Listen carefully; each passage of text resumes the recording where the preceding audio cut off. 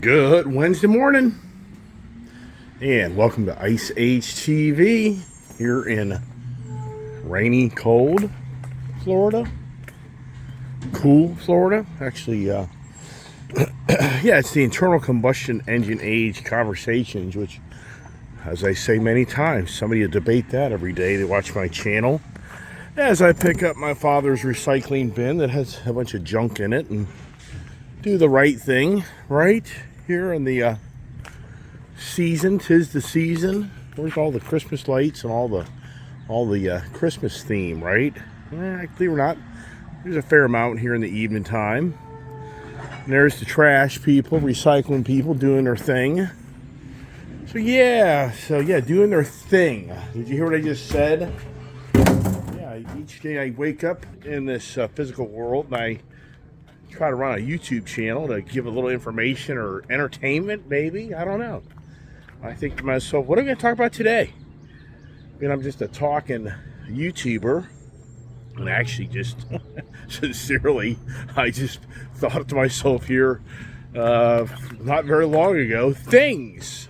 What is that?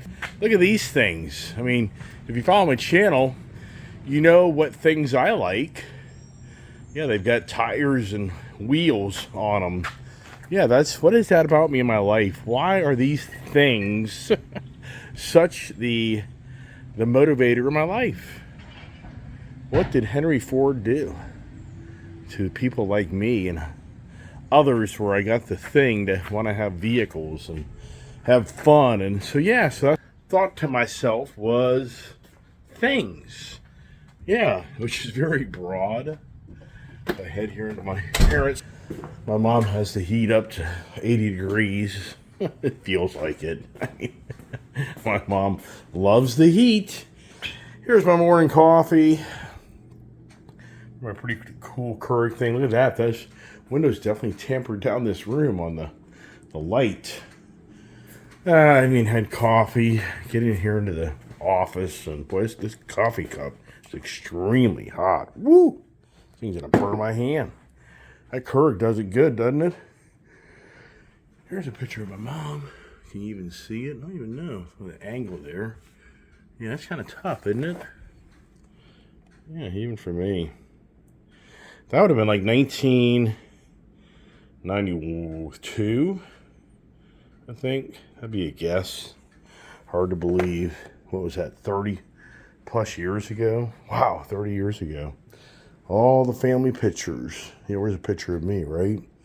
Yeah, wait a second. Is there a picture here of me? No, that's my sister. Well, anyways, kind of interesting to see all those things are you. Yeah, I got to thinking about things here. I got to thinking, Lon, was he a senator? Nah, he was a congressman. After I said that yesterday, I thought, gee whiz. I thought he was a congressman. Then I got thinking, was he a congressman? Maybe he was a senator. No, he was a congressman. Yeah, so anyways, the Wednesday morning, the days progress and we get closer to Christmas. And boy, when you were a youngster, I don't know if I was. I was excited about Christmas coming upon you because you got things. You remember those good old days? And as you progress, it kind of changes. You have more enjoyment giving things to others. That's been my enjoyment has been giving things to others. But I just thought myself, things. Wow, what intrigues us? What things kind of get us excited? What things kind of get us angry?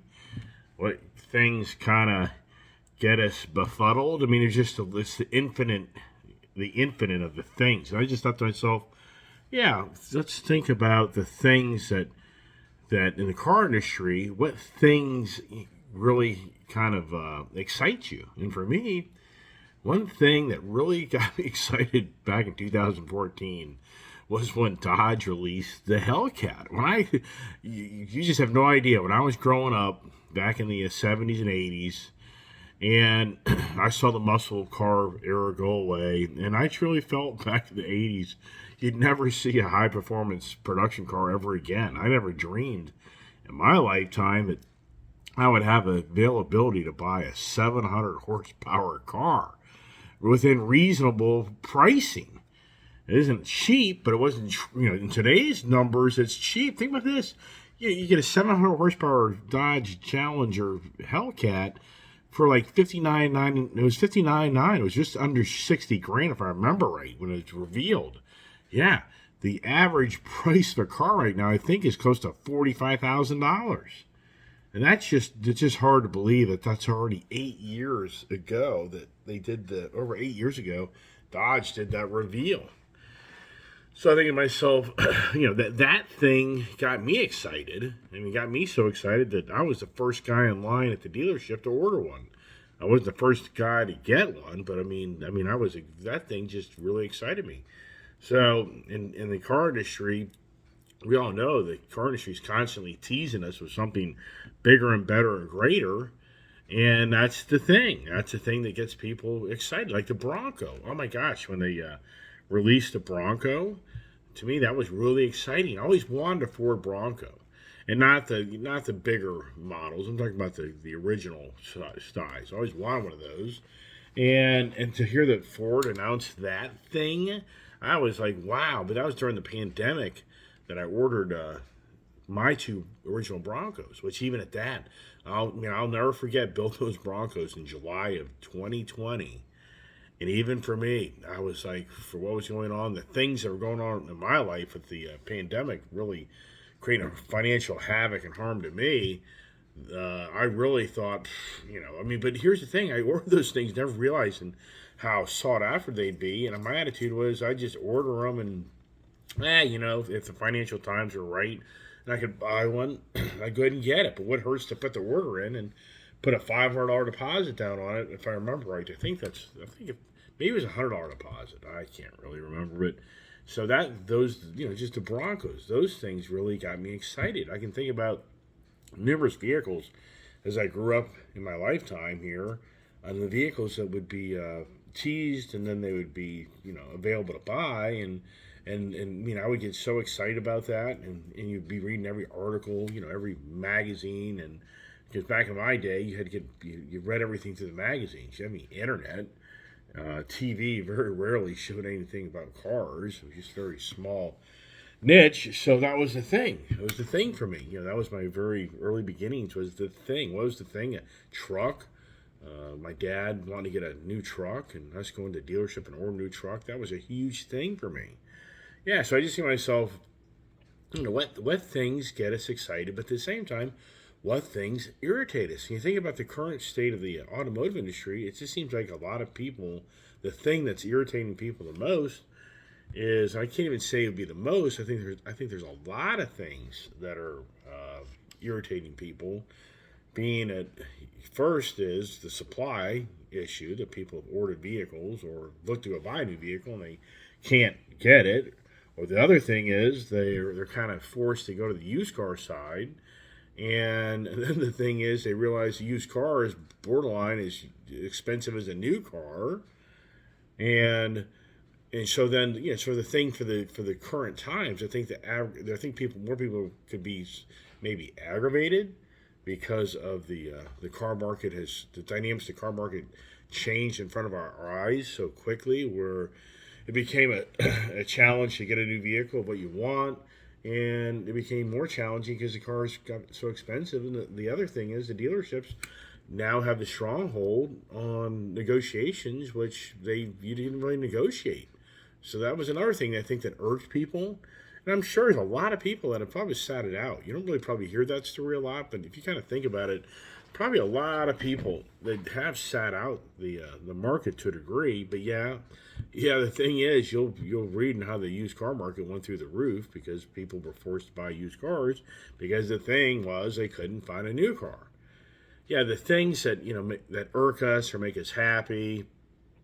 And then another thing would be on one side of the equation, what's the thing that's driving people to EV vehicles? It's the green agenda. The green agenda is promoting the EV vehicle more than ever. But at the same time, there's a lot of people think that thing of the green agenda being the electric vehicle is the answer. They're just not buying into it, and even to the point that I talked about it this last few days. The CEO of Toyota Toyota, but Mr. Toyoda, Toyoda, even himself, he's saying that the silent majority, where's the silent majority? The silent majority, he's basically referring that his thing that he feels is that majority of people don't want electric vehicles. He truly believes that there's a very noisy minority, there's a very silent majority that doesn't want to be attacked by the minority. Isn't that something, how in today's society more than ever, the minority has the upper hand over the majority? I mean, it really does. It's beyond believable. And what's really sad with that being said is, what's the thing with Elon Musk?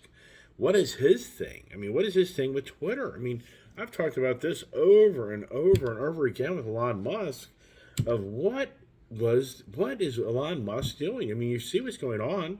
You see on how now he's voted himself out of his position of somebody to take him running. Well, the thing is, he's still going to be he's still going to own Twitter. He's still going to be the controller of Twitter. He just is looking for somebody else to be the head pin guy to take, I guess, the abuse. I don't know. I mean, for him, and the thing is, all other, the Tesla people are upset with him because they don't think he's doing his job. So the thing with him is, he's spread himself too thin because he's got too many things on the plate. But what is the thing with Twitter? I mean, you just read, now you're hearing that the FBI, had 3 million hours of time invested in Twitter? What's that all about? What's their thing? I mean, sincerely, right now, what is their thing? What's FBI's thing? I think to myself, wow, where we are. And then you look at politicians. What are political figures? What is their thing? I mean, if you're watching any of the January 6th hearings, you just see all these political figures, and they just have this thing about persecuting people and, pointing the finger at others. But yet you look at these individuals and you think of their track record and what goes on behind the scenes in their life. Yet they're there, trying to, they're coming across through, the media as they're the ones that are trying to be the wholesome, clean individuals that are going after others that weren't so wholesome and clean. But yet, wow, those that are there, whew, wow, yikes. Yeah, it's not comforting, to say the least, that we have such incredible media power that appeases to the possibly some of those corrupt politicians that we've in modern times. But you're not going to hear that, and I'm not going to turn into a political channel. But the thing is, what is their thing? It's all about going after Donald Trump. I mean, it's incredible how ever since Donald Trump was elected, that the thing with the Democratic Party, their thing has been day in, day out, and the media machine. The media machine, the Twitter got caught up in the thing of going at Donald Trump. Wow, I mean, you have to just kind of step back and say to yourself, here's one guy that is irritated. What thing did he do to everybody else that's irritated so many people that just hate his guts? Yes, what did he do? I mean, it gets too political and too in-depth. But what is the thing? I mean, here we're seeing Elon Musk. What was Elon Musk's thing to buy Twitter? To just totally uncover how corrupt the FBI is and how corrupt this governing body is that's, in with the media machine? I mean, is that the thing that he's trying to accomplish? At the end of the day, but what does he accomplish besides disclosing what we all, for the average person, I think they kind of knew that the corruption was pretty big, but I guess you just now can see it in writing. So maybe you believe it more. But I think there's a lot of people that don't want to hear it. I mean, I think the thing is, there's a whole left side of the country, they don't want to hear any of this. And there's a whole right side of the country that they do want to hear this. But sincerely, does it really change the thing that drives the left? And what drives the left is they hate Donald Trump. Is that going to change that thing? No, it won't. It's not at all. I mean, I just think those people just turn off the news. They don't want to hear about it because they just don't like Donald Trump. Wouldn't matter if it would. I mean, it's just borderline. What was Elon Musk's thing that he's digging up and uncovering? What's it going to do in the end? I mean, sincerely, what's going to happen in the end? Are there going to be politicians? Are going to be they're going to be lose their political powers? I don't know. I have no idea. I mean, then you go to the green agenda. When does Elon Musk? I mean, here's the danger: double-edged sword. When does Elon Musk dig up all the misinformation on the green agenda? But that's a double-edged sword. This is a guy selling green vehicles. So so at one point you're kind of like you look at Elon Musk, like, yeah, this guy's pretty cool, but can you kind of start digging up all the green agenda stuff?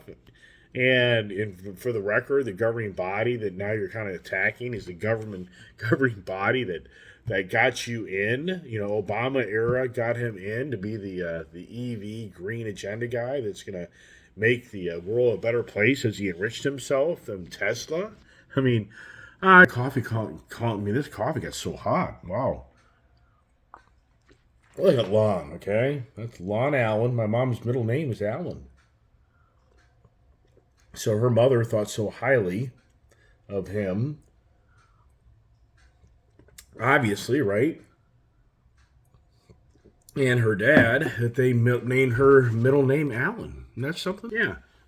So for Elon, when is he going? What is his thing? What is driving Elon Musk? What's his thing? And I mean, I know the talk was he bought Twitter because his thing was he thought he could make it the next like Amazon social platform, where in the YouTube social platform. I mean, I think his underlying goal with Twitter is he wants it to be the all-in-one product or social platform where not only are you posting information and your attitude, your thing, but you can buy things on Twitter and you can learn more things on Twitter and blah, blah. This goes on and on. It's the marketplace. Is it the metaverse? I don't know. I mean, but once again, what is Elon's thing with Twitter as he makes statements of who would be so foolish to take the job as a CEO? And I think to myself, wow, is that job that tough? I mean, is Jack Dorsey that talented? Where's Jack? Why don't you bring back Jack Dorsey? I mean, come on. Would the guy show his face after he's been called out? I mean, here's the thing. I swear I heard the dogs barking. Is the kid in the popcorn back already? I don't know. So, here maybe. So here's the thing. Are we going to see the former executives of Twitter downtown talking to the ones that participated in the corruption? Oh, here they are. Here is my little girl. There's my little girl. Yes, she is. Here's my babies. Yes, you're on YouTube channel. How could I hear anything this morning? And oh my gosh. I've said so much to him, and he just doesn't even hear me, or he just complaint. Just the complaint department. We have the complaint part. The popcorn. Should we file a complaint against popcorn today? I am just saying something's wrong with his hearing. It's gotten way worse, and I told him. Well, he probably doesn't realize it, but his hearing aid's probably not working. I told him that he doesn't hear anything. Oh, well, okay, then how did you tell him that if he didn't hear you? I have to yell. Why don't you write it down on a piece of paper? Why don't you text him? I had to yell. Texting and driving's not safe. The popcorn kid experience this morning doesn't seem to be going too good, does it? What's their thing this morning, huh? Yeah. the dad and the kid, right? Yeah, keeping people. Yeah, what's my thing? Trying to keep people happy. Yeah. Yeah, yeah. You want to hear my stories? Yeah, I'm not going to go down that rabbit hole. But yeah, so are we going to see the executives of Twitter downtown? Hey, it just, to me, it cracks me up when you see these political figures. I mean, does anybody remember the Russia stuff with Donald Trump? And all you heard every day and how these same politicians that, by the way, are on the key political figures downtown for the January 6th hearings, these are the same characters that swerping down they knew that Donald Trump had colluded with Russia to get him into office and all this other, business dealings. Huh? Okay. Well, do you realize that the FBI has spent 3 million hours on these so-called claims that we're still waiting to kind of see? But that's just been kicked under the rug because a guy named Joe Biden's now in office, and there isn't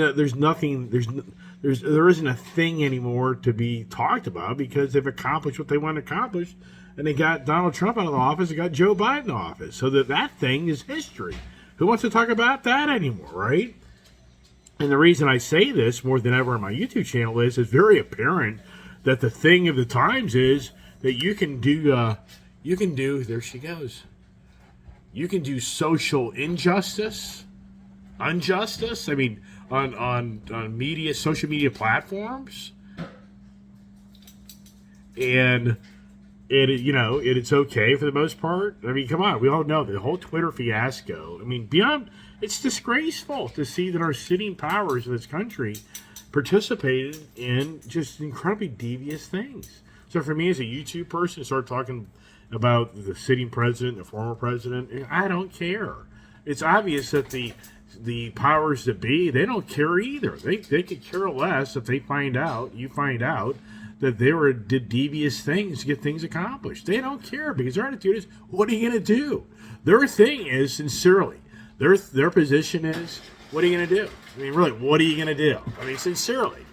So for me, it's just, oh my gosh, yeah. So we won't try to get too deep into that. But the thing is, that's what separates us more than ever. In this country, we are divided more than ever between the two parties. And of course, the parties have always been divided. But all you ever hear is we're divided more than ever, right? That's what they say in the media machine. I mean, really, are we? But I think we are. Because the social media machine has the thing on how they can irritate people or make people happy. And that's the thing. Right? I mean, the running joke is the people that hate Donald Trump, they'll be foaming at the mouth as soon as you start talking about Donald Trump because the social media machine made you hate him.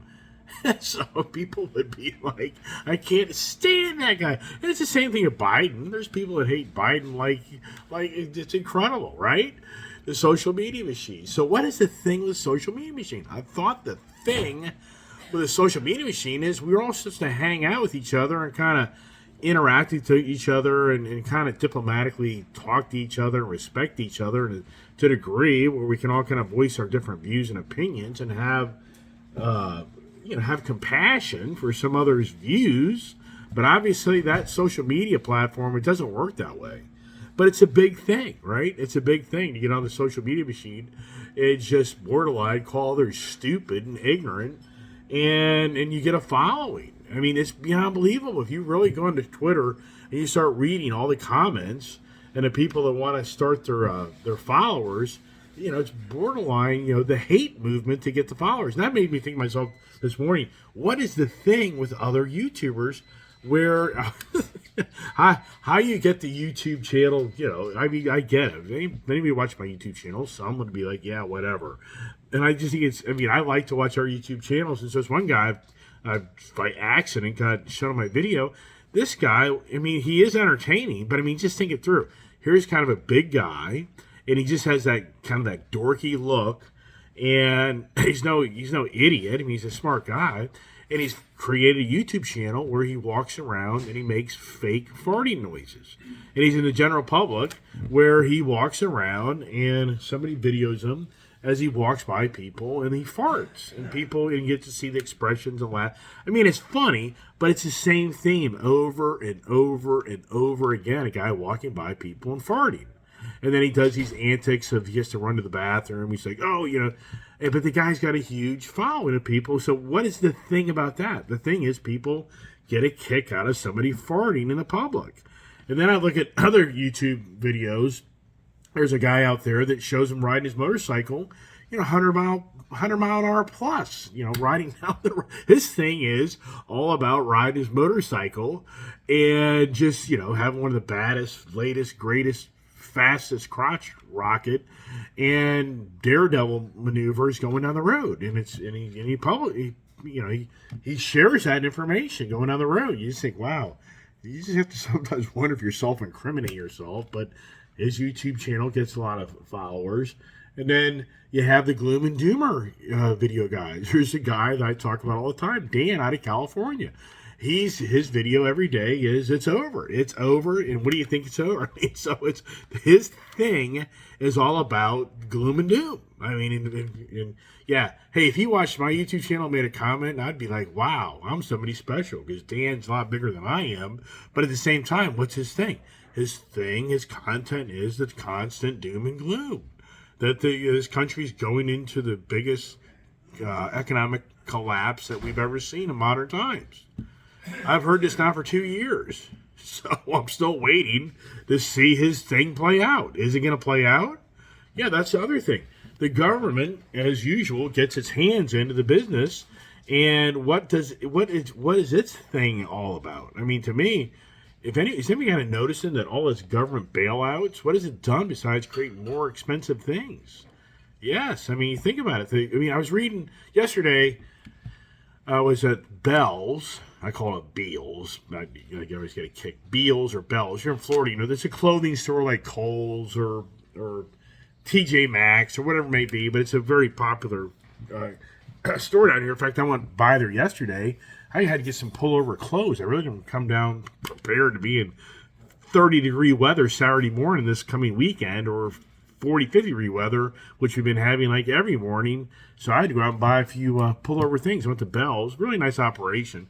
It actually got on their wall a big picture of the beginning of early 1900s of Mr. Bell that started the business, and then the progression through the 20s and the 40s and the 60s and the 80s and to present day. But sadly, in the Great Depression, he lost the business to the government. I guess he basically lost the business, and it took him close to 20 years. I would say 15 years, if I'm correct. I only looked at it one time, so I can't remember to a T the dates. But basically, during the Great Depression, he lost everything. And it took him, it wasn't until like the late 40s or maybe like 1950, he was able to save enough money up and restart the Bell's company all over again. And today, it's one of the bigger, Florida-based companies in the state that's done a great job of employing people and expanding and offering a nice service and product to people to buy their clothing at good rate, good prices and blah, blah, blah. But the whole point is he didn't have any government handout. And I just think to myself, wow, more than ever, the government does handouts. But in the end, what good does it do? Does it actually create things to be more expensive? Just like right now here in Florida, Ron DeSantis, coffee here.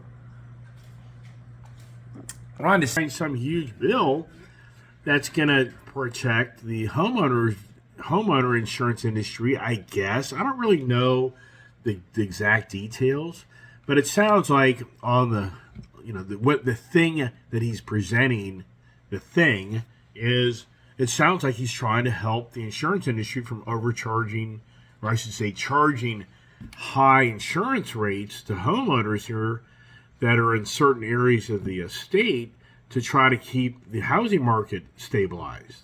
But I think to myself, yeah, but oh my gosh, you're creating the continuation of very expensive property in Florida. Florida, very sadly, I'm so disappointed. Back in 2018, I could have bought some property down there, and I am so kicking myself I didn't do that. I mean, the property I bought today, it's worth $1 million. After driving through my brother's neighborhood, I'm not lying. I mean, I had a $480,000 deal on two pieces of property with one house on two lots, a 3,700 square foot home, detached garage, beautiful home, and I'm not lying to you. That home today, conservative, $900,000 from 2018, and I would have got it built right in that time frame, right before the pandemic would have set in. So I'd have got it built and done, and I'd have $1 million property here in Florida. And I could easily rent it out for $3,000-$4,000 a month. ARB, guaranteed I could make $4. I mean, just, oh my gosh. Sometimes I've got instinct of things, and why I don't just continue on. Who doesn't know those things? Yeah. Is that your thing? You just have this gut instinct, but then you don't listen to it? Yeah. It turns into the difference of views and ideas. So, what is that thing? But anyways, the government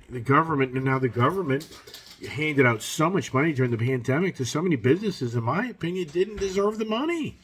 Did not deserve the money. Beyond believable. The car industry, the car dealerships up in my area, they got so much pandemic money, but the car dealerships never suffered a hardship. They were only closed for a few weeks, if even that. And then people were lined up to buy cars, but yet they were able to show that they needed help. So these big automotive guys got millions of dollars. What did that create? It just created more wealth. I mean, it's just, to me, the government gets their hands into things. We all know there's a fine line there. But to me, look at Henry Ford. I was watching who doesn't know the story of Henry Ford? Early 1900s, first person to get a gasoline engine or an ICE engine into a vehicle, and then make the Model T and blah blah blah. Then then Edsel Ford, and then the war came along, and they converted to a B-24 bombers. That's what got Ford through the World War II. There's the kid sneezing. Wow. So the Ford legacy. I mean, great a great history thing with Kelsey Grammer on Business Fox News at 8 o'clock.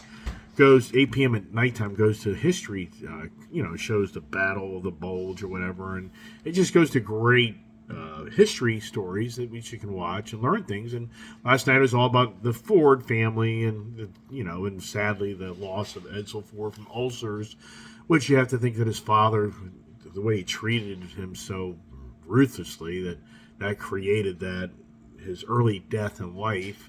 And then Henry Ford II that came along and revitalized the company, and all this, and this Clay Ford now, the great grandson, I guess, of Henry Ford, who is now, he's a sitting, major stockholder.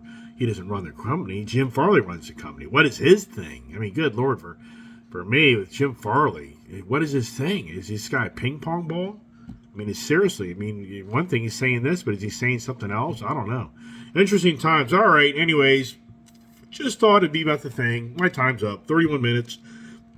Got to go to work. Got to take care of things down here. Things. What things irritate you? What things make you happy? That's how we are. I mean, you can talk all day long about things, right? Relationships. I mean, the list goes on and on and on. But I'm going to leave it at that. Hope everybody's enjoying my content. I think I'm going to hit 500 videos here before the week's out, or maybe, I don't know, I think I'll probably hit 500 videos. And people say, yeah, but Iceman, it's about quality, not quantity. And do I get the fart noise maker and start making fart noises and walk around? I get my brother involved in my YouTube channel, and I put him out there in the street and have them walk around making fart noises to grow my YouTube channel? I mean, is that the thing? Yeah, well, no, I'm not desperate to make YouTube videos, or am I? Eat your own words, right? Hey, everybody, thanks for watching my YouTube channel, and God bless. Stay safe.